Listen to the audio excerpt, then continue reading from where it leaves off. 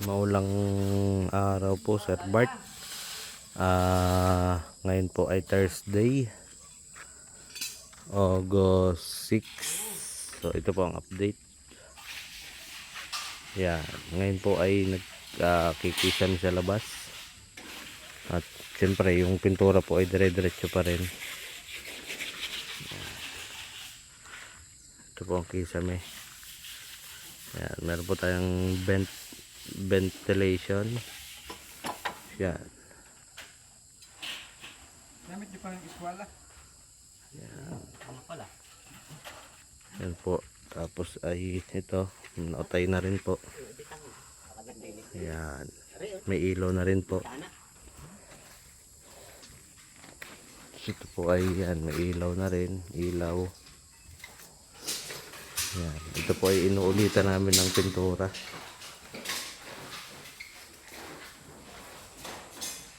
Para medyo pantay na pantay. So, ito po ang tiles.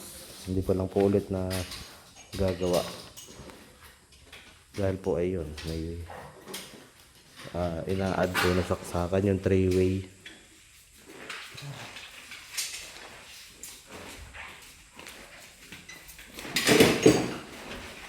Dito po. Ayan, nagpipilis na. Nagpipilis na. Tapos dito po. Ito po yung situtukoy ko yon. Yung batong yon. Gagawin pong riprap dito.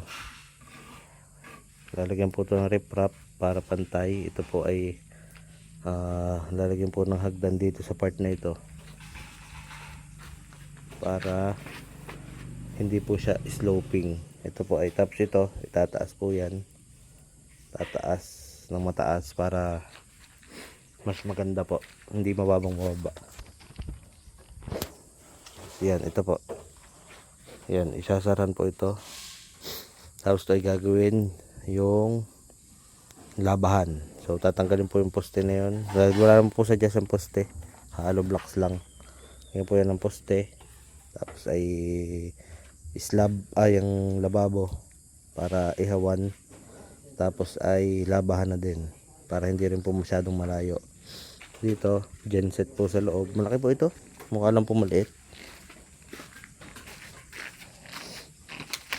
Yan. Pero ito ay pansamantarang CR po namin. Ito ay genset sa part na ito. Genset dito sa part na ito. Dito. Ayan po. Tapos pwede dito ilagay yung pinag-iisipan ko po dito ilalagay yung pump or gagawa po kami ng isa pang layer dito. Para po pwede tayo maglagay pa ng ibang mga gamit. Hindi sayang yung space. Tapos sa part po na ito sa labas, dito po ilalagay yung tangke. Yung pump. Tapos dito po sa dingding na ito meron po tayong pihitan, naka-expose po yung pihitan ng para sa bahay, para sa piggery, accessory, para kunyari gusto po natin dito mag lagay ng tubig sa labas ng papunta dyan kung sakali mag-swimming pool, meron po tayong paglalagyan. Tapos ito po yung bato, ipon po yan, ipon. Ito po yung likod. Medyo sinisipon po ako ngayon Ayan. Maulan po kasi dito tapos biglang iinit. Ayan, may bato-bato po yan na lang ng ito po yung binakbak namin So gagawin po namin yang panambak. So ayan, meron po yung nilagyan po namin ng poste yan para kung sakali na yun nga po na tawag dito bumagyo, matibay po ang ating, hindi po basta-basta masisira. Tapos ito po yan, exposed lang po ngayon pero pansamantala lang po yan. Yan po ay papupuntahin doon yung tubo. Dito pala, dito. Papunta po dito. Tapos papunta dito sa bahay. Yan, ganito yung tubo tinutukoy ko po. Naka-ayon sa bahay para hindi po basta masira. Yan. Tapos ito po yung slab. So medyo malaki po ang tambakin namin dito.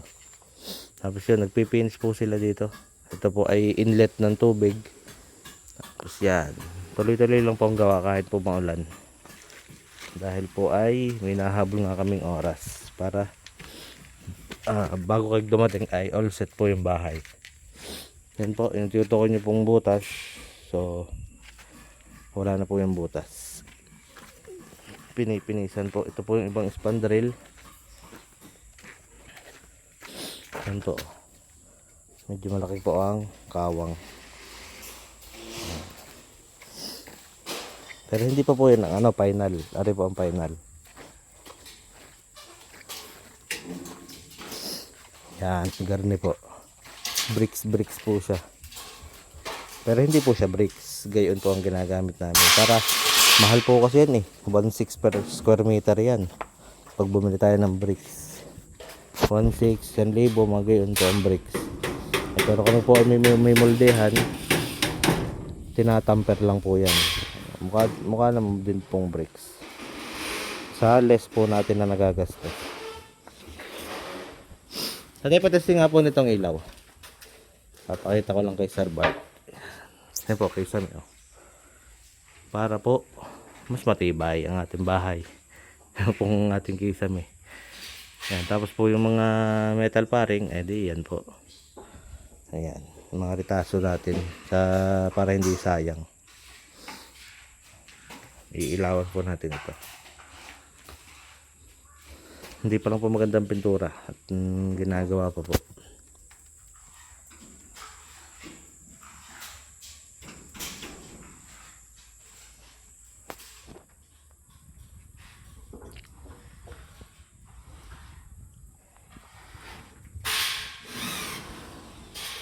Yan, may takip po yan.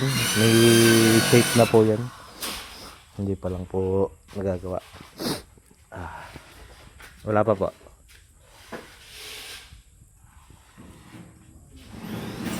Wala pa po.